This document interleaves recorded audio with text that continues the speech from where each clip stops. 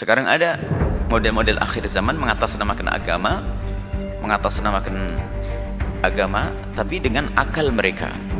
Islam yang ngaco atas dasar maslahah yang selama ini mereka gembar-gemborkan, tapi maslahah salah faham.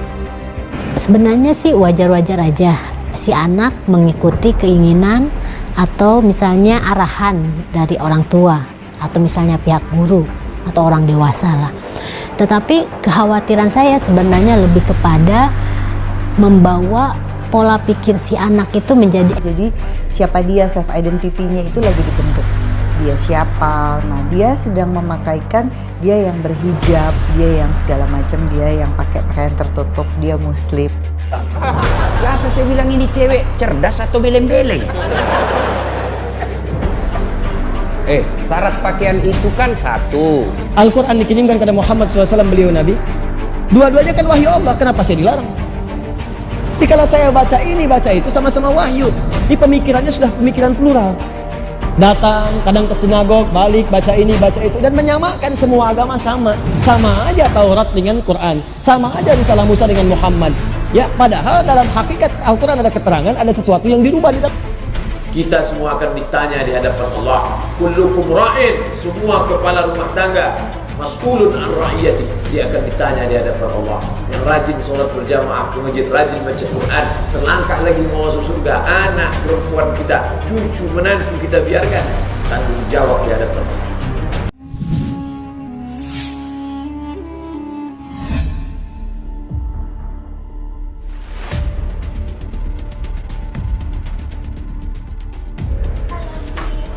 Biasanya anak-anak itu sebetulnya belum mampu mengambil keputusan dan bertanggung jawab terhadap keputusan tersebut gitu. Jadi resikonya adalah mereka menggunakan sesuatu, mereka memakai sesuatu tapi belum paham betul konsekuensi dari pemakaiannya itu. Sehingga yang dikhawatirkan pada saat itu kan pada umur-umur SMP, SMA itu juga pembentukan konsep diri ya. Jadi siapa dia, self identity-nya itu lagi dibentuk. Dia siapa? Nah, dia sedang memakaikan, dia yang berhijab, dia yang segala macam, dia yang pakai pakaian tertutup, dia muslim gitu. Permasalahannya apabila dia kemudian hari bergaul dengan teman-teman yang kemudian agak punya pandangan yang mungkin berbeda, nah itu boleh jadi dia jadi mengalami kebingungan. Apakah dengan dia berpakaian begitu berarti dia punya batasan tertentu untuk bergaul? sih wajar-wajar aja si anak mengikuti keinginan atau misalnya arahan dari orang tua atau misalnya pihak guru atau orang dewasa lah. Tetapi kekhawatiran saya sebenarnya lebih kepada membawa pola pikir si anak itu menjadi eksklusif. Karena dari sejak kecil dia ditanamkan untuk misalnya dalam tanda kutip berbeda dengan yang lain. Karena sebenarnya di masa pertumbuhan anak itu semestinya gitu, seharusnya anak-anak itu dibiarkan dulu untuk menjadi siapapun, menjadi apapun. Jadi maksudnya dia itu gak harus berbeda dengan anak-anak yang lain. Tetapi ketika dia diberikan identitas misalnya jilbab sebagai muslimah gitu, itu dengan sendirinya itu akan mengeksklusifkan dirinya sendiri.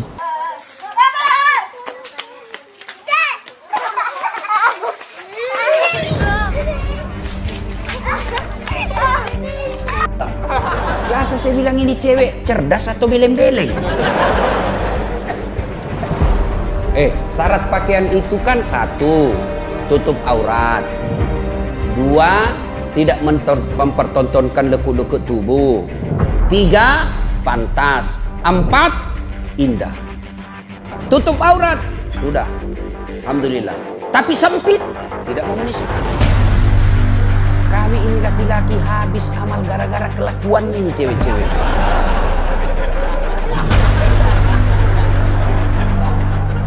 Tolonglah kami ini, kasihan. Jangan kau habisi amal kami. Marilah kita kerjasama. Kami laki-laki jaga mata, tolong Anda cewek jaga akhlak. Karena biar kami setengah mati jaga mata, kalau kalian keluar gentayangan, habis amal kami. Dilihat dosa, ndak dilihat barang bagus.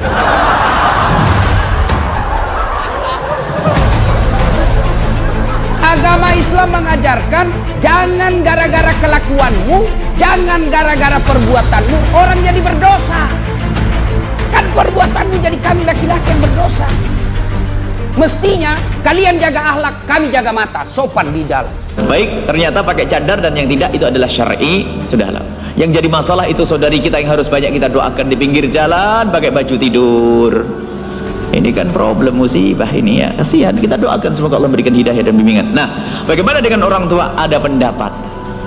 Barangkali kemudian orang tua yang susah di dalam menjaga auratnya. Namanya orang tua kadang-kadang kerudungnya jatuh, kebeteran. Tapi orang tua yang masih cekatan wajib sama dengan perempuan yang lainnya. Ada orang sepuh ya, kalau roknya ke bawahan takut keserimpet, takut jatuh. Makanya kadang-kadang akan naik sedikit ke setengah betisnya karena jalannya biar mudah. Kalau sepuh semacam itu, ibu kalau anda sepuh berarti ya itu ada maaf, termasuk kelihatan lengannya. Kadang rambutnya jatuh ditutup lagi semampunya. Ini. Jadi kalau ibu-ibu yang muda kok pakai bajunya begitu berarti sudah jadi orang tua. Paham ya?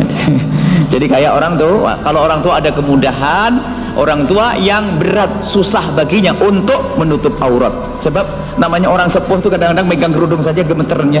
Jangan dipaksa. Mentang-mentang santri, pesantren baru keluar, mama, mbah, nenek harus begitu. Kasihan, jangan. Semampunya dalam menutup auratnya. Karena orang sepuh, orang tua, kemudahannya, kemurahannya. Well, qawaid namanya. Orang-orang sudah tua yang biasanya hanya di rumah, tidak bisa ngapa-ngapain, itu ada kemudahan di dalam masalah auratnya.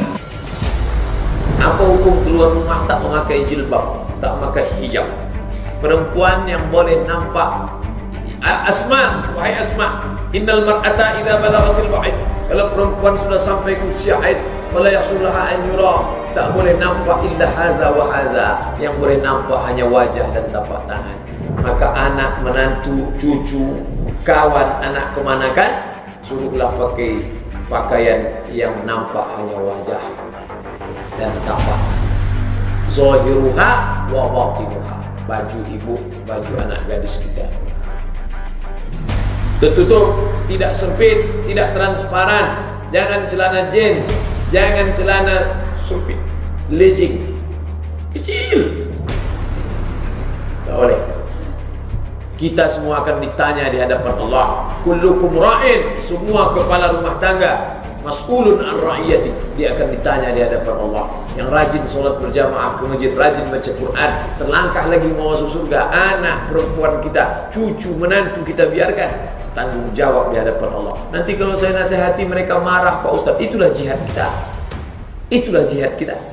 Pak Ustadz berani ngomong sama mereka. Kebetulan saya adik-beradik laki-laki semua. Itu pula baik Allah sama saya, tak ada perempuan. Anak pun laki-laki juga. Tapi kemanakan saya perempuan. Anak adik saya perempuan. Adik ipar perempuan. Nah, itu saya kasih tahu semua. Dan kalau datang ke rumah, jangan pakai celana jeans, jangan pakai celana sempit, pakai rok panjang. Kita tinggal di negeri Melayu, bumi lancang kuning. Pakai baju kurung, gamis, jubah Arab atau kain sarung panjang. Kain sarung, jubah Arab atau baju kurung. Baju kurung Melayu. Ini poinnya. Dan katakan Muhammad sallallahu alaihi wasallam pada perempuan-perempuan yang beriman saja. Ibu tolong fokus di sini ya, dan akhwat muslimah dimanapun anda berada. Kalau ada ayat Quran berisi perintah ditujukan dengan kalimat iman, artinya bukan cuma perintah nilainya, tapi iman kita dipertaruhkan di situ. Jadi kalau ada yang melanggar ketentuan itu, bukan cuma dosa, ini menunjukkan indikasi bahwa imannya dalam keadaan lemah pada saat itu. Ingat baik-baik ya, ini patokannya. Kalau ada ayat Quran dibuka dengan kalimat iman, maka informasi di ayat itu sekaligus menunjukkan indikator tingkat keimanan kita. Misal, kalimat iman pertama di Quran disandingkan dengan salat. Quran surah kedua ayat ketiga. Alladzina yu'minuna bil ghaib wa yuqimunas shalah. Salat disandingkan dengan iman. Artinya penegakan salat, pelaksanaan salat sekaligus jadi indikator tingkat keimanan kita. Kalau anda sedang semangat salat, berangkat ke masjid, jamaah, saf pertama, tandai teman-teman, iman anda sedang kuat. Anda mau tahajud saat orang nonton bola, anda tahajud. Saat orang sibuk, Anda duha. Saat orang sibuk di luar, Anda ke masjid. Itu tandanya iman Anda sedang menguat di situ. Tapi kalau kira-kira dalam ada kondisi Anda malas ke masjid, malas bangun, senang dengan lawannya, itu menunjukkan iman sedang bermasalah. Dan ayat tentang perubahan keadaan perempuan dibuka dengan kalimat iban. Artinya, mari kita lihat ukuran tingkat keimanan perempuan dan Anda bisa ukur pada keluarga Anda di rumah. Jangan tunjuk orang lain dulu. Jangan-jangan satu telunjuk menunjuk pada orang lain dan tetangga, tiga menunjuk pada keluarga Anda. Lihat baik-baik. Wa kullil mu'minati, katakan pada perempuan-perempuan yang masih merasa punya iman. Lihat, yaghdudna min absarihinna, jaga pandangannya. Dia hanya boleh melihat yang baik-baik saja. Satu. Wa yahfadna furujahunna, dan jaga kemudian kehormatan dirinya. Jangan sampai bersentuhan dengan yang bukan mahramnya. Jangan sampai mudah kemudian untuk menjual keadaan dirinya. Karena jahiliyah melakukan itu. Perempuan beriman jangan sampai menjual kehormatannya untuk bisa menggadaikan imannya. Perempuan jangan sampai menjual keadaan pandangannya untuk meruntuhkan kekuatan imannya. Jaga pandangan kamu, jaga dengan baik, jaga keadaan dirimu, jangan serahkan kehormatanmu pada orang lain. Kamu lebih daripada ratu. Hei perempuan beriman. Kalau kita katakan pada bahasa kita sekarang, tidak setiap orang bisa bersalaman dengan Ratu Elizabeth. Tidak setiap orang bisa bersalaman dengan Ratu A, Ratu B. Kenapa? Karena dia ratu. Ketika seorang akan bersalaman, harus melalui prosedur yang sangat ketat. Dalam Islam, setiap perempuan beriman, dialah ratu yang sesungguhnya. Karena ratu, dia tidak boleh disentuh, kecuali orang yang berhak dan sudah mengalami prosedur untuk menyentuh ratu yang dimaksudkan. Jadi kalau nanti ibu misalnya, atau akhwat-akhwat sekalian, ada dalam satu komunitas tiba-tiba seorang laki-laki nyosor pengen salaman, katakan, saya ratu, Anda siapa?